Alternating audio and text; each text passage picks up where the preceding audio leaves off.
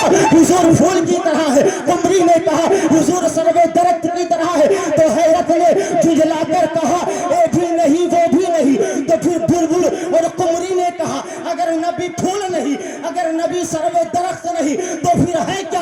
تو میرا ایمان فرماتا ہے یا تو بنانے والا رب العالمین جانے یا بننے والے رحمت للعالمین جانے۔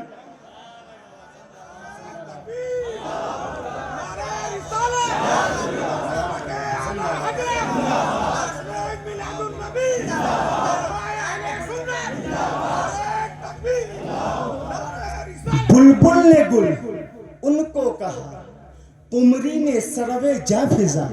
بلبل نے کہا حضور پھول ہیں، قمری نے کہا حضور سروے درخت ہیں۔ قمری بھی ایک پرندہ ہے اور بلبل بھی ایک پرندہ ہے۔ جب بلبل نے کہا حضور پھول ہیں، قمری نے کہا حضور سروے ہیں۔ سروے ایک درخت لمبا سا خوبصورت ہوتا ہے جس میں کوئی پھل نہیں ہوتے ہیں، کوئی پھول نہیں ہوتا۔ اس زمانے کے لوگ اپنے محبوبہ کی مثال دیتے ہیں کہ میری محبوبہ سروے درخت کی طرح ہے۔ بلبل نے گل ان کو کہا، قمری نے سروے جا فضا۔ تو حیرت نے جھنجھلا کر کہا اے بھی نہیں وہ بھی نہیں۔ اور یا رسول اللہ ڈر تھا، بولو سبحان اللہ، ڈر تھا کہ عصیاں کی سزا اب ہوگی یا روز جزا۔ تو دی ان کی رحمت نے صدا اے بھی نہیں وہ بھی نہیں۔ اور خورشید تھا کس زور پر، خورشید کے معنی ہوتے ہیں سورج کے، خورشید تھا کس زور پر کیا بڑھ کے چمکا تھا قمر۔ سورج اپنے شباب پر تھا اور چاند بھی اپنے شباب پر تھا۔ میرا ایمان فرماتا ہے خورشید تھا کس زور پر کیا بڑھ کے چمکا تھا قمر۔ ارے بے پردہ جب وہ رخ ہوا یہ بھی نہیں وہ بھی نہیں۔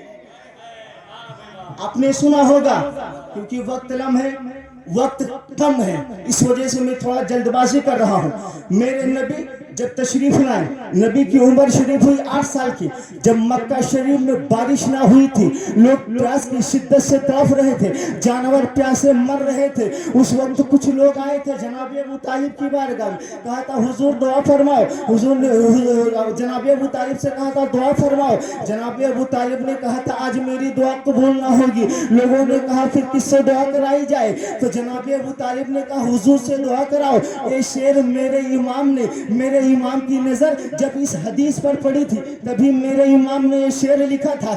جب لوگ آئے اور جناب ابو طالب سے کہا دعا کرو، میرے نبی کے بارگاہ میں جب لوگ آئے اور کہنے لگے حضور دعا فرما دو، میرے نبی نے انگلی کا اشارہ نہ کیا تھا تو پورا آسمان صاف تھا، لیکن جب میرے نبی نے انگلی کا اشارہ کیا بادل موسم صاف تھا، لیکن جب انگلی کا اشارہ کیا تو بادل گٹا کی صورت میں ہوا اور اتنا بادل برسا، ایسی بارش ہوئی کہ کفار مکہ بھیگتے جاتے تھے اور یہ کہتے جاتے تھے کہ محمد یتیم بن کے نہیں آیا ہے بلکہ یتیموں کا سہارا بن کر آیا ہے۔ اس روایت پر جب میرے امام کی نظر پڑتی ہے تو بریلی کی سرزمین سے 14ویں صدی کے مجدد علامہ نقی رضا خان کا اور لاڈلا جو تمام سنیہ جو تمام پوری کائنات کے دیوبندیوں کے سینے پہ چڑھ کے راوی کی ٹھوک کر ایک کہتا تھا دل کی رضا ہے خنجرے خوخار برقبار آدھا سے کہہ دو خیر منائے۔ نعرہ تکبیر، نعرہ رسالت، مسلک اعلی حضرت، مسلک اعلی حضرت، اعلی حضرت۔ خورشید تھا کس زور پر کیا بڑھ کے چمکا تھا قمر، بے پردہ جب وہ رخ ہوا اے بھی نہیں وہ بھی نہیں۔ اور دل لہو میں کھونا تجھے، شب صبح تک سونا تجھے، شرم نبی خوف خدا اے بھی نہیں وہ بھی نہیں۔ اللہ رب العزت کلام بلیغ میں ارشاد فرماتا ہے وَالْأَوَّلُ وَالْآخِرُ وَالظَّاهِرُ وَالْبَاطِنُ وَهُوَ بِكُلِّ شَيْءٍ عَلِيمٌ۔ وہ اول ہیں، وہ آخر ہیں، وہ ظاہر ہیں، وہ باطن ہیں، اور وہ جو ہر چیز کا جاننے والا۔ حضرات آپ کہو گے وہ کون ہے؟ کیونکہ قرآن نے کسی کو مراد نہ لیا، لفظ وہ سے قرآن نے کسی کو نہ بتایا، کہ وہ شخصیت یا وہ ذات ہے جو اول ہے، آخر ہے، ظاہر ہے، باطن ہے۔ تو اگر آپ کو میں اس ورڈ کو سمجھانے کے لیے لفظ ہوا الاول میں جو ہوا ہے، اس ہوا سے مراد قرآن کسے لے رہا ہے، اگر اسے بتانے کے لیے میں آپ کو شہر بریلی کی سرزمین پر لے چلوں تو اعتراض کرنے والے اعتراض کر سکتے ہیں، نکتہ چینی کرنے والے نکتہ چینی کر سکتے ہیں کہ یہ سنی علماء اگر ان کے ذہن میں تھوڑی سی بات بھی نہیں آتی ہے تو فوراً یہ بریلی بھاگتے ہیں۔ تو آپ کو میں بریلی کی سرزمین پر لے کر نہیں چلوں گا، بلکہ بہت پرانی شخصیت 300 سال پہلے کے عالم دین جنہوں نے ہندوستان میں سب سے پہلے علم حدیث پھیلایا ہے، جن کے بارے میں مولوی اشرف علی لکھتا ہے کہ روزانہ ہندوستان کے سرزمین پر جاگتے جاگتے جسے مدینے والے مصطفیٰ کا دیدار ہوا ہے، وہ شخصیت کوئی اور نہیں بلکہ 13ویں صدی کے مجدد شیخ عبدالحق محدث دہلوی ہے۔ میں آپ کو ان کی بارگاہ میں لے کر چلتا ہوں۔ جب میں نے عالم تصور میں، عالم خیال میں شہر بریلی سے اپنے مدرسہ منظر اسلام سے دہلی کا سفر کیا، جب میں شیخ عبدالحق محدث دہلوی کی تربت پر پہنچا، میں نے اپنے سر کو ان کی قدموں میں رکھ دیا، میں نے عرض کیا حضور هو الاول والآخر والظاہر والباطن وهو بكل شيء علیم۔ حضور اول کون ہے، آخر کون ہے، ظاہر کون ہے، باطن کون ہے، اور وہ کون ہے جو ہر چیز کو جاننے والا ہے۔ تو ان کی تربت سے آواز آئی نادا، گھبرانے کی ضرورت نہیں ہے۔ میں نے کہا حضور لوگ تانا دے رہے ہیں، سمجھ میں بات نہیں آ رہی ہے، کروں تو کیا کروں؟ لوگ کہہ رہے ہیں بریلی بھی نہ جاؤ، آپ بتاؤ تو ذرا۔ تو ان کی تربت سے آواز آئی نادا، گھبرانے کی ضرورت نہیں ہے۔ جب میری کتاب مدارج النبوہ اٹھا کر دیکھ لے، جب میں نے ان کی کتاب سے صاحب کی کتاب اٹھائی اور پڑھنا شروع کیا تو اس کتاب میں لکھا تھا هو الاول والآخر والظاہر والباطن وهو بكل شيء علیم۔ اس آیت کریمہ سے مراد خدا بھی ہے اور میرے نبی بھی ہے۔ ہم یہ آیت کریمہ حمد خدا بھی ہے اور نعت مصطفیٰ بھی ہے۔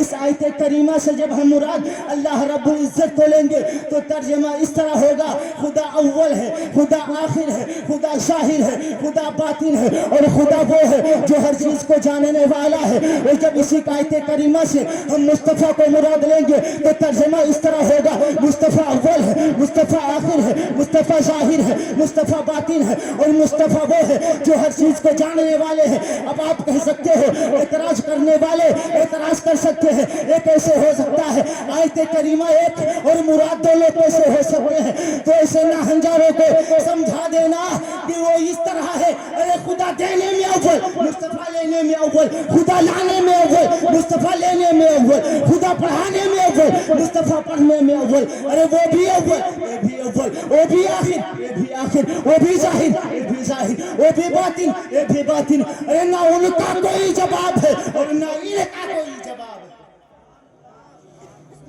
آخری بات سنیں پھر انشاءاللہ تعالیٰ تقریر ختم۔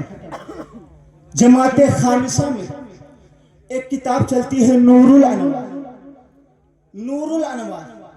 اس کتاب کی عبارت ہے ہوا نور فی بدن الآدمی۔ تھوڑا سا ذہن کو قریب کریں، وہ کتاب اس کی ادبی عبارت ہے ہوا نور فی بدن الآدمی۔ نور وہ ہے جو انسان کی باڈی میں رہتا ہے، اور نور ہی کو حضور عقل کہا گیا ہے، نور ہی کو عقل کہا گیا ہے۔ نور وہ ہے جو انسان کے باڈی میں رہتا ہے۔ اب یہی سے کچھ لوگوں کی عقلوں پر پردہ پڑ گیا ہے کہ نور وہ ہے جو نظر نہیں آتا ہے، اور میرے نبی تو مکہ شریف مدینہ شریف میں چلتے پھرتے نظر آئے ہیں، تو نبی نور نہیں ہے معاذ اللہ۔ کچھ لوگ کہتے ہیں ایسے ناہنجار ملے تو بتا دینا بے وقوف اعظم، نور دو طریقے کے ہوتے ہیں، ایک نور وہ جو نظر آتا ہے اور ایک نور وہ جو نظر نہیں آتا ہے۔ آپ کہو گے کیسے؟ تو میں آپ کو بتانے کی کوشش کروں گا۔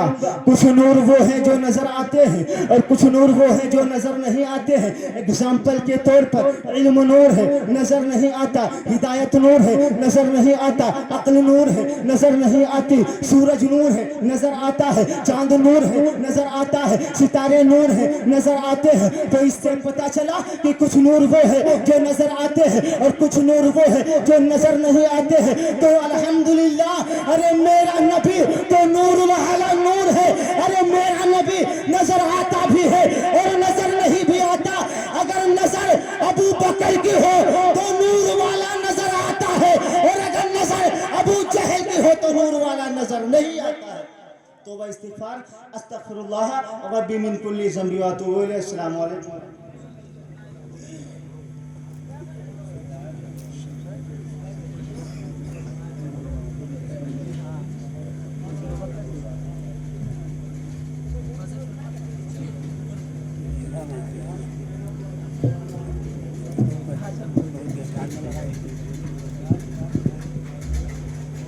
ابھی حضرت کی زبان سے جملہ نکل گیا تھا سبقت لسانی کی بنیاد پہ کہ ایک ہی آیت سے دو لوگ مراد ہیں.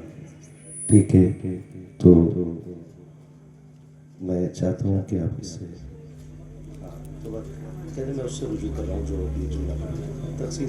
ایک لفظ دوران تقریر میرے زبان سے نکلا تھا دو لوگ, اور لوگ کا لفظ اللہ رب العزت کے لیے استعمال کرنا جائز ہے. اس وجہ سے اس جملے سے میں رجوع کرتا ہوں. استغفر اللہ ربی من کل ذنب واتوب الیہ. السلام علیکم.